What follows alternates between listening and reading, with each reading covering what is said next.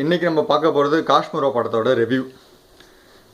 படத்தை ட்ரெய்லரில் பார்த்தோன்னே இந்த படம் பாகுபலி மாதிரி இருக்குமோ இல்லை மகதீரா மாதிரி இருக்குமோ அப்படின்னு சொல்லிட்டு நம்ம தேட்டரில் போய் உட்காருவோம்.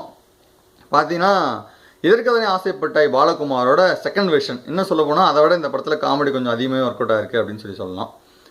மற்றபடி ட்ரெய்லரில் காட்டுற அந்த ஹிஸ்டாரிக் பேக்ரவுண்ட் எல்லாமே செகண்ட் ஹாஃபில் ஒரு 20 நிமிஷம் வருது. அதுதான் படம். இப்போ படத்தோட ஒன்லைன் அப்படின்னு சொல்லி பார்த்தோம்னா, கார்த்திக் வந்து பேய் ஓட்டுறேன்னு ஃப்ராடு தன்னை பண்ணி சுற்றிட்டு இருக்காரு. அப்போவே நமக்கு கெஸ் பண்ணிவிடுவோம் செகண்ட் ஹாஃபில் ஒரு சீரியஸான பேய்ட்டை வந்து ஒரு மாட்டி அவதி போட போகிறாரு அப்படின்னு சொல்லிட்டு. நம்ம எதிர்பார்த்த மாதிரியே அவர் சீரியஸான பேய்ட்டை மாட்டிக்கிறாரு. அவர் ஏன் அந்த சீரியஸான பேய்ட்டை மாட்டிக்கிறாரு, எப்படி அந்த சீரியஸான பேய்ட்டு வந்து எஸ்கேப் ஆகிறாரு அப்படிங்கிறதான் மொத்த படம்.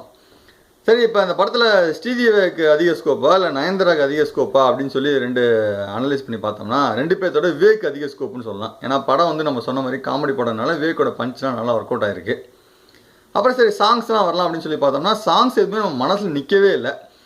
இதுக்கு மியூசிக் போட்டு சந்தோஷ் நாராயணனா அப்படின்னு சொல்லி ஒரு மிகப்பெரிய கொஷின் மார்க்கு நமக்குள்ள வருது. ஏன்னா இதுக்கு முன்னாடி அவர் கார்த்திக் படமான மெட்ராஸுக்கு போட்ட மியூசிக் எல்லாமே ஆல்பமே ஹிட்டு. ஆனால் இதில் வந்து சாங்ஸ் எதுவும் மனசு நிற்கவே இல்லை. ஸோ அது நமக்கு ஒரு டிசப்பாயின்மெண்ட் தான். மற்றபடி பேக்ரவுண்டு மியூசிக்லாம் நல்லாவே போட்டிருக்காருன்னு சொல்லலாம்.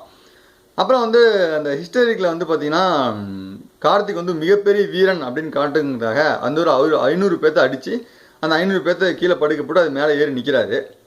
அது எதுவுமே நம்மளால் நம்ப முடியவே இல்லை. இப்போ பார்த்திங்கன்னா மகதீரா படத்தில் வந்து ராம்சரண் வந்து ஒரு 100 பேர்த்த அடிச்சிடுவார்.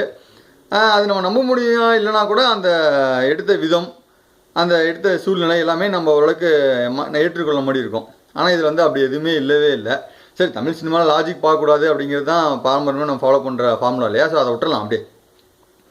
சரி, இந்த படம் எப்படி இருக்குது? இப்போ படம் பார்க்கலாமா இல்லை வேணாமா அப்படின்னு சொல்லி கேட்டிங்கன்னா, எனக்கு காமெடி எனக்கு பிடிக்கும், நான் லாஜிக்லாம் பார்க்க மாட்டேன் அப்படின்னு சொல்லி நீங்கள் ஃபீல் பண்ணிங்கன்னா படத்தை நீங்கள் போய் ஒரு டைம் தேட்டரில் கண்டிப்பாக பார்க்கலாம். நன்றி, வணக்கம்.